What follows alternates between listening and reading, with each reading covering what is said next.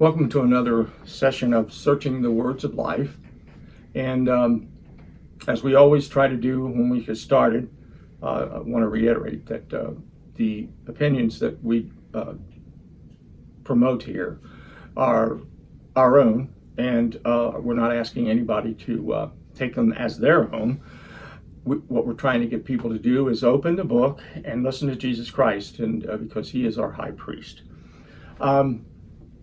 Tonight we're going to talk about baptism. And before we get started, everybody has, I know, at one time or another, at Christmas time, had put together a bike or a tricycle or something for their kids while they're sleeping. And they've discovered that if you do not follow the instructions step by step, you don't end up with what the picture looks like on the paper. I've had that happen to me. So in other words, the point is, make sure you follow the directions. And we see this situation everywhere in life. I mean, for me, in 1979, I began to have pain in my lower right side. And so I went to a urologist, and he told me that I had a kidney stone. He also told me that it would not pass because it was too large. It would never make it out of my kidney. So he would have to do surgery.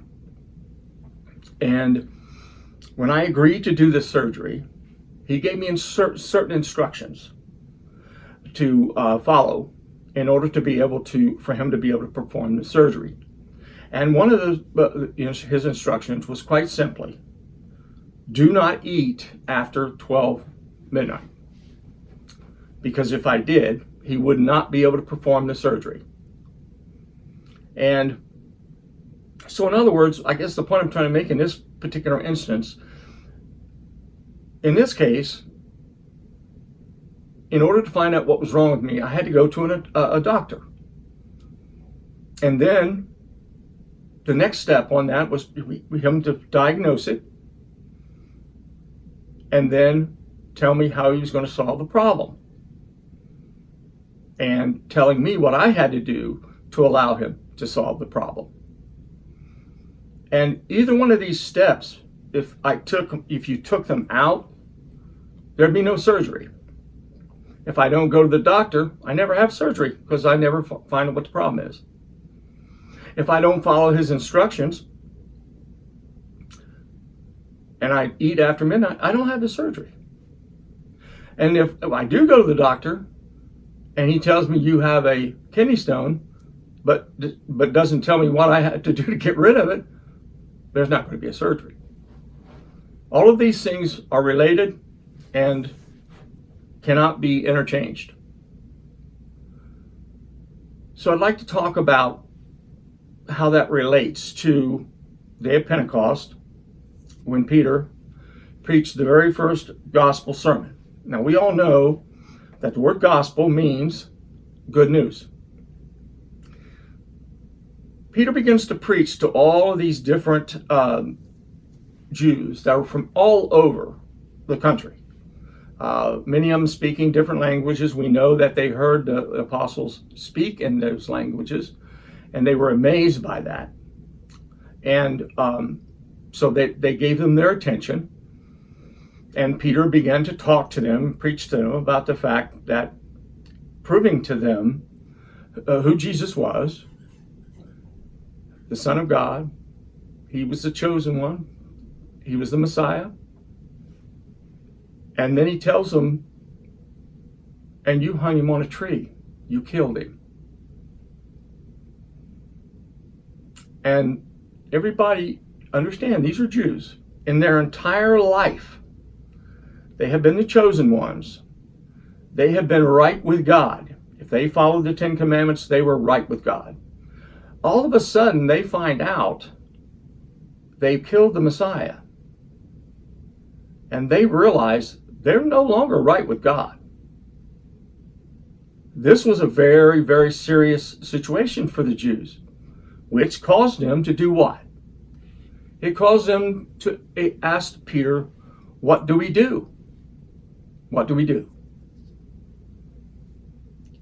And so Peter tells them to be baptized.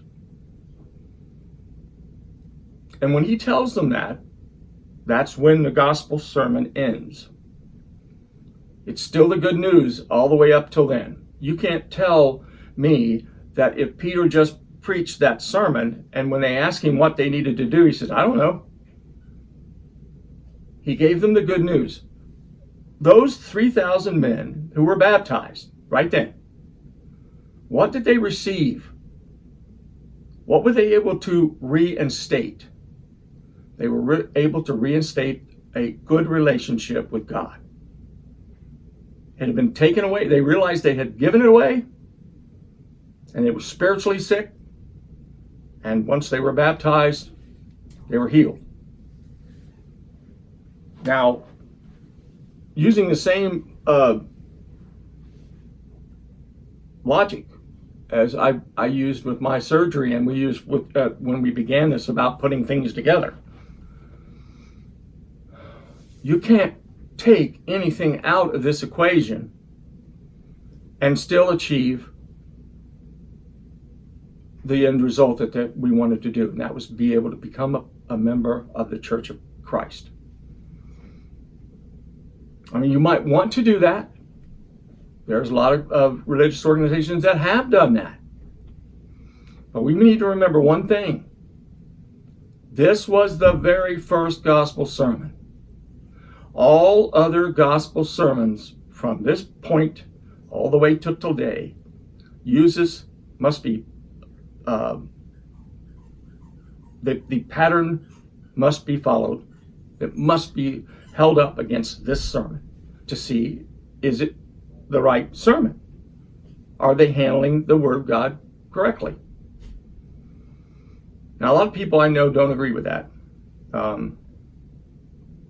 I don't know why. For me, this is one of the simplest teachings in the New Testament. But if you look at this logically, and you forget about what you've been told, then it might help you to gain some understanding and to maybe baptism is a little more important than you might think.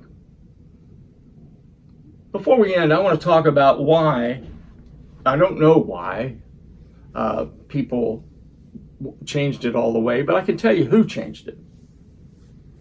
The devil did. Lucifer. If baptism is essential to the salvation process,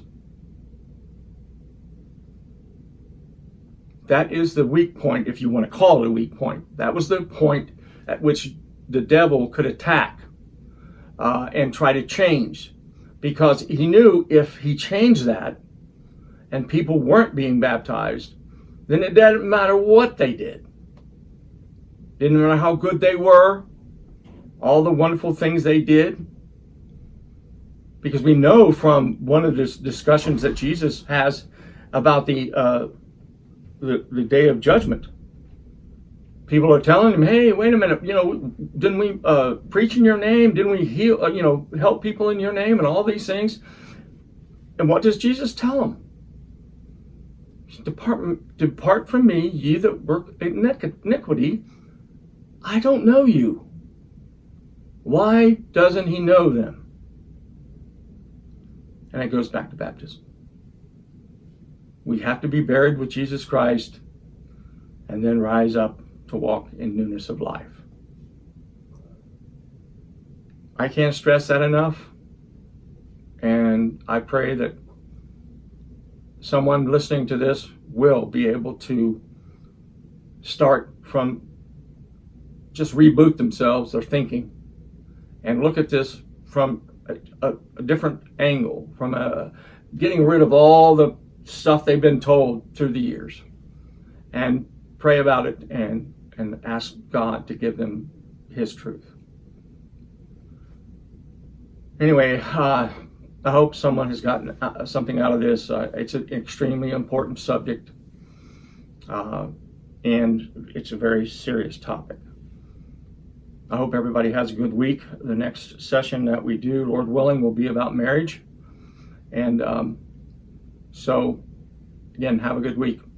Thanks.